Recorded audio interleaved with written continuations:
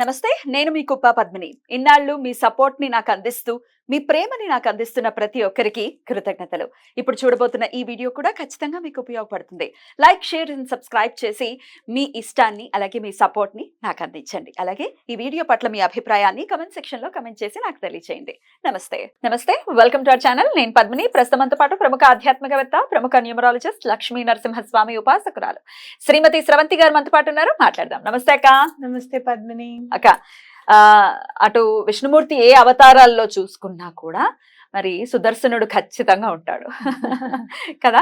ఆయన లేకుండా కనపడడు. అది సత్యనారాయణ స్వామి అయినప్పటికీ ఒక్క రామచంద్రమూర్తికి మాత్రమే కనపడడు. అదర్వైజ్ సుదర్శన్ ఎప్పుడు ఆయన అంటుపెట్టుకునే ఉంటాడు. అయితే సుదర్శన జయంతి రాబోతోంది. అందున వారాహి నవరాత్రుల్లో చివరి రోజున మహా సుదర్శన జయంతి. మరి సుదర్శనుడి గురించి ఆ రోజున ఎలా వినియోగించుకోవచ్చు, సుదర్శన హోమాలు చేసుకుంటూ ఉంటారు. అబ్బా ఎంత బాగుంటుందో అసలు. ఆ క్రతువు చూస్తే రెండు కళ్ళు సరిపోవు అనిపిస్తుంది, అంత బ్యూటిఫుల్ గా ఉంటుంది. ఒకసారి చెప్పండి అక్క, సుదర్శన జయంతిని ఎలా చేసుకోవచ్చు? తప్పకుండా చెప్తాను పద్మిని. మనం ఇందాక అనుకున్నట్టు సుదర్శనుడు అసలు ఆయన ఎలా పుట్టాడు అనంటే, సుదర్శన చక్రం మనకి ఎట్లా ఆవిర్భవించింది అనంటే, విశ్వకర్మ 2-3 కథలు ఉన్నాయి ఇందులో.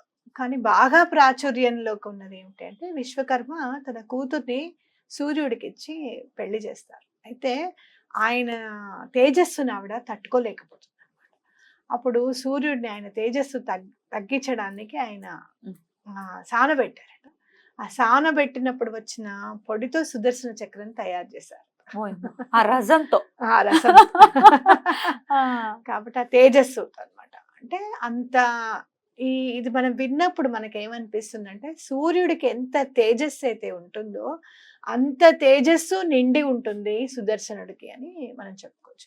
అలాగే సూర్య భగవాను ఫస్ట్ మనం కొలిచేది ఎందుకంటే ఆరోగ్యం కోసం కొలుచుకుంటాం.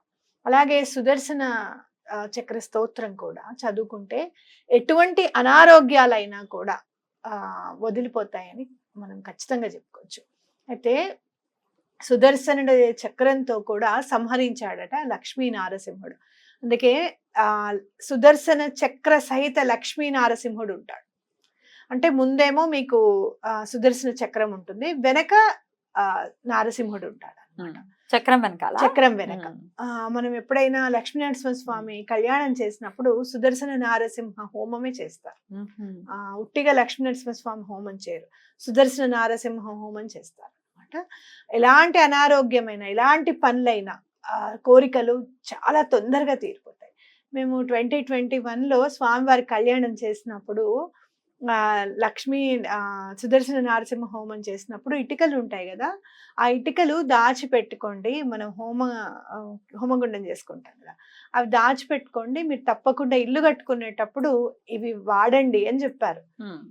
నేను అప్పుడున్న మన పరిస్థితికి మనం ఏదో మామూలుగా అపార్ట్మెంట్ అదే కొనుక్కుంటానులే, ఇప్పుడు ఆ ఇటుకలు ఎక్కడ వాడమని చెప్పాలి వీళ్ళకి, లేదు అంటే గనక ఫ్లాట్ కట్టేటప్పుడు వెళ్ళి వాళ్ళకి ఇవ్వాలన్నట్టు అనుకున్నాను. కానీ ఎప్పుడు కూడా మనం ఇండిపెండెంట్ హౌస్ కట్టుకుంటామని నాకు ఎప్పుడు కూడా లేదు అసలు. కానీ చూడు, అంత హోమం చేసి స్వామివారి కళ్యాణం చేసేసరికి అవే ఇటుకలు మనకి ఇల్లు కట్టుకోవడానికి ఉపయోగపడ్డాయి. ఇప్పుడు మీరు కట్టుకుని ఇంటికా శంకుస్థాపాన్ని వినియోగించుకున్నారు. అద్భుతం. అయితే అంటే ఎలా భద్రపరిచారు? ఎన్నేళ్ళ గ్యాప్ ఉంది?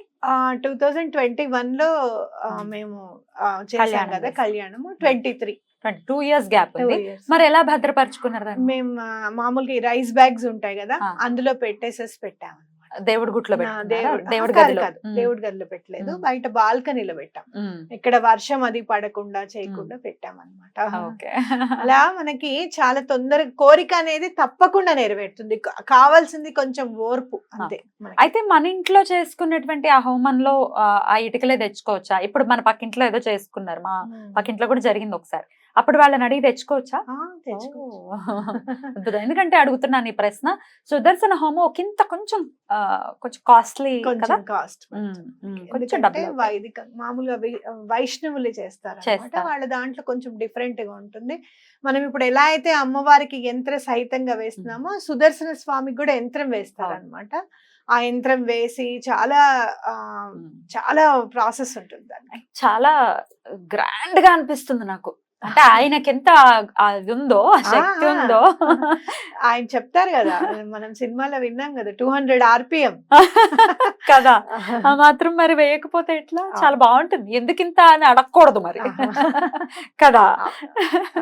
రైట్ అక్క. అలా మనం సుదర్శనుడికి ఇంకోటి, ఇందాక మనం అనుకున్నాం శ్రీరామచంద్రమూర్తికి సుదర్శన చక్రం అయితే కనిపించదు అని అనుకున్నాం, కానీ మనకి రామదాసుకి ఎన్నిసార్లు సుదర్శన చక్రం పెడదామన్నా కూడా కుదరకపోతే, ఇదేంటి స్వామి నీ గుడి పైన పెడదాం అనుకుంటే నాకు అవ్వట్లేదు అని అంటే, ఆయనంతటా ఆయనకి అక్కడ నదిలో దిగితే చేతుల్లోకి వచ్చిందట సుదర్శన చక్రం.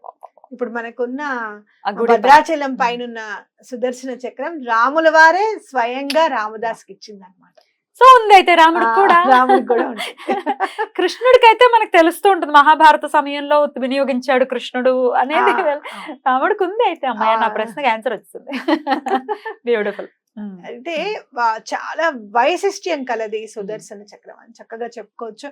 ఎవరికైనా అనారోగ్యం ఉంది అంటే గనక చాలా వైష్ణవాలయాల్లో, రాముల వారి గుడిలో, ఎటువంటి పరిస్థితుల్లోనూ ఆ లక్ష్మీ నారసింహుడు ఉన్న గుడిలో స్వాతి నక్షత్రం హోమం చేసేటప్పుడు సుదర్శన నారసింహ హోమమే చేస్తారు. మీకు ఎవరైనా ఇంట్లో చేయించుకోవడానికి ఇబ్బందిగా ఉంటే గనక అక్కడికి వెళ్ళి తప్పకుండా ఆ క్రతువుకి ఎంత చిన్న అమౌంట్ ఉంటుంది, 1116లో 2116లో ఉంటుంది, అది కట్టి అక్కడ చేయించుకోండి. వాళ్ళు చక్కగా ఒక మంత్రం ఇచ్చి మనం చదువుతూ ఉండమంటారు కూడా. అలా కూడా మనం వినియోగించుకోవచ్చు అన్నమాట. అద్భుతం. ఆరోగ్యానికి సంబంధించి అయితే స్వామి పూజ ఖచ్చితంగా చేసుకోవచ్చు. అందున అది వారాహి నవరాత్రుల్లో చివరి రోజు, ఆషాఢ మాసము అని అంటే మీకు ఎందుకు వచ్చింది సుదర్శన ఆ రోజే జయంతి ఎందుకు అని అంటే గనక, శివుడు విష్ణుమూర్తికి ఇచ్చారట. ఇచ్చినప్పుడు ఏవైతే శక్తులు ఉన్నాయో అమ్మవారి శక్తి సుదర్శన, ఇప్పుడు మనం ఒక్కొక్క దాంట్లో ఒక్కొక్క రకంగా ఉంటుంది కదా. ఒక దాంట్లో ఏమో విశ్వకర్మ తేజస్సు, సూర్యుడి తేజస్సుతో తయారు చేశారు అని ఒకళ్ళు చెప్తారు.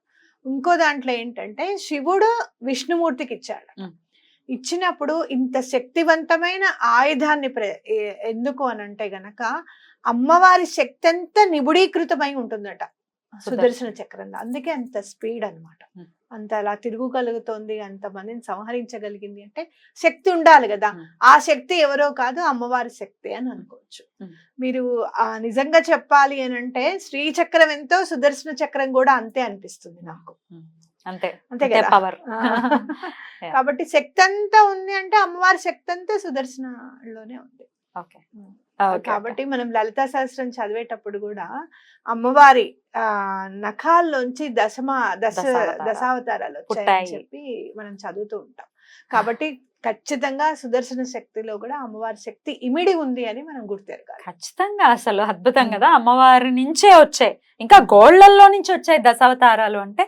అమ్మవారికి విష్ణువుకి అభేదం. ఈ విషయం తెలుసుకోవాలి, దయచేసి తెలుసుకోవాలి. అందుకనే ఆషాఢ మాసంలో వచ్చింది చూడు, ఆ రోజు శివుడే ఇచ్చాడు విష్ణుమూర్తికి అని అంటే, విష్ణువు మళ్ళీ శివుడి మీదనే ప్రయోగిస్తానని అంటారట. ఎందుకు అనంటే శివుడిని ఛేదించగల శక్తి సుదర్శన చక్రానికే ఉంటుంది. మళ్ళీ 3 అవతారాలుగా శివుడు కనిపిస్తారన్నమాట. ఆ నిబిడీకృతమైన శక్తి విభజించాల్సి వచ్చినప్పుడు సుదర్శన చక్రానికి ఆ శక్తి ఉంది మళ్ళీ అన్నమాట. అద్భుతం అక్క, చాలా బ్యూటిఫుల్ గా ఎక్స్ప్లెయిన్ చేశారు. మరి ఏదైనా స్తోత్ర రూపంలో సుదర్శనుడిని ప్రార్థించేటటువంటి పద్ధతి ఉందా? ఉంది, తప్పకుండా. అయితే కొంచెం పెద్దదిగా ఉంటుంది కాబట్టి నేను ఇచ్చేస్తాను. అందులో జయ జయ సుదర్శన, జయ జయ సుదర్శన అని ఉంటుంది అనమాట. స్వామిని స్తోత్రం చేసేటప్పుడు. అలాగే సూర్యుడు కూడా సుదర్శనుడి గురించి అష్టకం రాశారనమాట. అది కూడా 2 నేను ఇస్తాను, మీకు ఏది కుదిరితే అది చదువుకోండి. డిస్క్రిప్షన్ లో పెడతాను, ఎందుకంటే చాలా పెద్దగా ఉంటుంది. మీరు చక్కగా మీరు కూడా అలా చూస్తూ చదివితే వచ్చేస్తుంది ఏదైనా కూడా. కొంచెం స్తోత్రం కొంచెం హార్డ్ గా ఉన్నట్టు అనిపిస్తుంది, కానీ ఎలాగో అలాగా చూస్తూ చదువుకుంటూ వెళ్ళండి. ఎందుకంటే అందులో జయ జయ ధ్వానాలు ఉంటాయి అన్నమాట. ఎవరికైనా చూడు జయము జయము అని అంటే విపరీతమైన ఆనందం కలుగుతుంది. ఆనందం కలిగి వెంటనే మన పని చేస్తారు, అవునా కదా. అలాగే సుదర్శనుడికి కూడా జయ జయ ధ్వానాలు ఉంటాయి అందులో. చక్కగా జయం జయము సుదర్శన, జయము జయము సుదర్శన అని ఉంటుంది. అలాగే సూర్యుడే తనంతట తానే రచించిన స్తోత్రం అన్నమాట ఇంకొకటి అష్టకం, అది కూడా చదవండి, చాలా మంచి జరుగుతుంది. అక్క ఒకవేళ చదువుకోలేని వాళ్ళు కొంచెం మరి రాదు ఏమండి ఆ స్తోత్రం చదవటం మాకు రాదు అనుకునే వాళ్ళ కోసం స్విచ్ వర్డ్ రూపంలో సుదర్శనుడితో ఈక్వల్ గా ఉండేది ఉంటుందా అంటే ఏమో నాకైతే తెలియదు, మీరే చెప్పాలి. ఈక్వల్ గా ఏదైనా పవర్ఫుల్ స్విచ్ వర్డ్ చెప్తారా? ఈక్వల్ గా అంటే సుదర్శనుడు చాలా పవర్ఫుల్ కదా, ఆయనని ధరించి ఆ శక్తిని అలా నిలబెట్టగలుగుతున్నాడంటే అది కృష్ణ పరమాత్ముడు యూజ్ చేసింది అయితే కృష్ణ పరమాత్ముడు అని మన అందరికి తెలిసిందే కదా. కాబట్టి శ్రీకృష్ణ మ్యాజిక్ బిగిన్ నౌ అని చదువుకో. కృష్ణుడు ఎక్కడ ఉంటే సుదర్శనుడు అక్కడ ఉంటాడు, కృష్ణుడు ఎక్కడుంటే మ్యాజిక్ అక్కడ తప్పకుండా మీరు గురువుకి కూడా దండం పెట్టుకోవాల్సిన రోజు ఇది. ఎందుకు అని అంటే ఆ సుదర్శనుడే కార్తవీర్యార్జునుడిగా పుట్టిన రోజు అనమాట. కాబట్టి ఆ కార్తవీర్యార్జునుడు అంటే మనకి దత్తాత్రేయ స్వామి చక్కగా కనిపిస్తారు. మీరు చక్కగా కార్తవీర్యార్జునుడికి కూడా స్మరించుకుని దండం పెట్టుకొని శ్రీకృష్ణ మ్యాజిక్ బిగిన్ నౌ అని చదవండి, తప్పకుండా మీకు ఎలాంటి పనులైనా కూడా తప్పకుండా అయిపోతాయి. బ్యూటిఫుల్ అక్క, చాలా అద్భుతంగా వివరించారు. చక్కగా చదువుకోగలిగిన వాళ్ళు చక్కగా ఆ స్తోత్రాన్ని చదువుకుంటారు, ఏమంటే రాదు అనుకునే వాళ్ళు బెంగపెట్టుకోవాల్సిన పని లేదు, స్విచ్ వర్డ్ రూపంలో కూడా తెలియజేశారు. కాబట్టి వేదిక్ స్విచ్ వర్డ్ ని చక్కగా చదువుకుని సుదర్శనుడి అనుగ్రహాన్ని ప్రతి ఒక్కరూ పొంది సుదర్శనుడే కవచంగా ఉంటే మన జోలికి ఎవరు వస్తారు? అది ఆరోగ్య సమస్య అనుకోవచ్చు, శత్రు బాధ అనుకోవచ్చు, ఏదైనా అనుకోవచ్చు. పేరులోనే పాజిటివిటీ ఉంది చూడు. అంటే మంచిది దర్శనం అంటే తలుచుకున్నంత మాత్రాన్నే మంచి జరుగుతుంది. ఇట్లా మనం సుదర్శన అనగానే ఏదో అనుకోం కదా, చక్రం అనేది మన మైండ్ వెళ్ళిపోతుంది, అవునా కాదా? కాబట్టి అలా తలుచుకున్న వెంటనే పని జరిగిపోతుందని కూడా మనం అర్థం చేసుకోవాలి. విష్ణు సహస్రనామంలో లాస్ట్ అంటే 108వ శ్లోకం వనమాలి గదేశాంగి శంకి చక్రీ చనందకి శ్రీమాన్ నారాయణ విష్ణుడు గుర్తు చేశాము. నేను ఇంకోటి కూడా చెప్దాం అనుకున్నా, అది స్వామి నీ రూపంలో గుర్తు చేయించారు. మీరు ఏం చేస్తారు అని అంటే చక్కగా దీపం పెడతారు కదా, చక్కగా శంకు చక్రాలని ముగ్గుతో వేయండి దేవుడి దగ్గర, చక్కగా వేసి ఆ శంకు చక్రాలకు కూడా దండం పెట్టుకోండి. అద్భుతం. వస్తున్నాయి మనకి చిన్న చిన్న అంటే వాటిని ఏమంటారక్క, ముగ్గు వేసే స్టెన్సిల్స్ కూడా ఈ శంకు చక్రాలని ఆ రోజు చక్కగా ముగ్గు వేస్తే కూడా చాలా మంచిది. అద్భుతంగా వివరించారు. కృతజ్ఞతలు. మీకు మహాసుదర్శన జయంతి శుభాకాంక్షల్ని తెలియజేస్తూ నమస్తే. నమస్కారం.